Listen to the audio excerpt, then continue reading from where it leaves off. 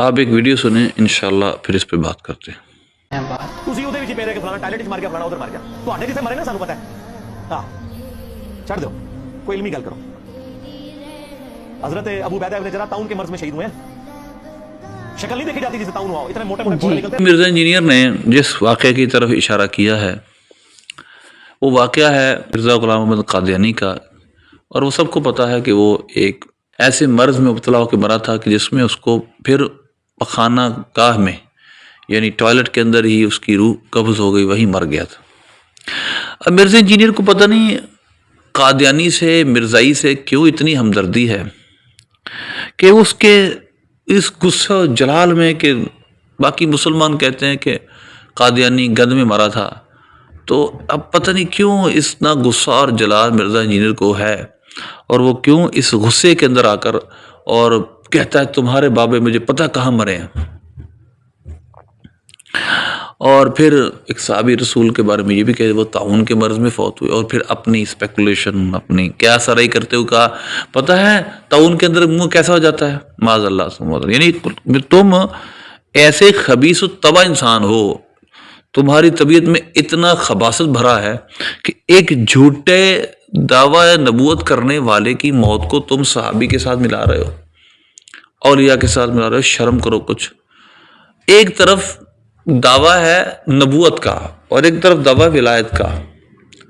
ताउन तो वैसे भी हदीस पाक में उसको ताउन को तो अच्छा समझा गया है, उसमें तो मरने वाला शहीद है।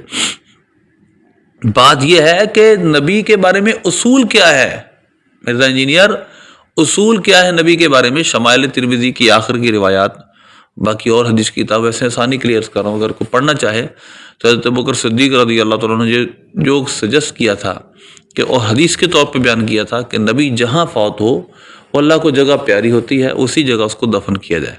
कि अल्लाह नबी को जहाँ फौत देता है वो जगह उसी के लिए है, यानी उसने वहाँ दफन होना, उसी के लिए बेहतर जगह दफन होने के लिए वही है। मिर्ज़ा इंजीनियर तुम अपने फॉलोवरों को कितना डिट्रैक्ट करते हो।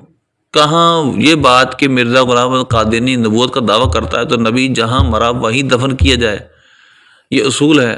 तो अगर ये नबी मानते हैं ग़ुलाम अहमद क़ादियानी को तो फिर दफन करें लैटरीन में। बात तो ये हो रही है। तुम्हें मिर्ज़ा इंजीनियर किस बात का गुस्सा चढ़ रहा है बार बार, तुम्हें कुछ जलाल आ रहा है बार बार, तुम ऐसे खबीस इंसान के दिफा में क्यों बार बार, क्या हमदर्दी तुम्हें, क्या तुम्हारे दिल में चलता है। तो नबी जहाँ फौत होता है वहीं उसको दफन करना बेहतर होता है, यही हदीस पाक का मफहूम है। तो हम तो माज़अल्लाह नबी पाक सल्लल्लाहु अलैहि वसल्लम के बाद हर तरह की ज़िल्ली बुरूज़ी नबूवत को मुनक़ते मानते हैं, और जो इसको जायज़ समझे वो हमारे नज़दीक दार इस्लाम से खारिज है। तो तुम क्यों दफा कर रहे हो ऐसे जब शख्स का जो झूठा था और जिसकी मौत गंदी जगह हुई, उसने नबूवत का दावा किया था। तुम अब तुम्हारे बुजुर्गों को पता कहाँ मरे थे, क्या कहना चाहते हो, तुम्हारी नफ्सियात क्या है, साइकोलॉजी तुम्हारे बारे में क्या कहेगी अब कि सिर्फ तुमको कादियानियों से इतनी मोहब्बत है। नफ्सियात तो ये कह रही है, तो तुम्हें उनसे हमदर्दी क्यों, किस बात की हमदर्दी, वो तो नबूवत का झूठा दावा करता था।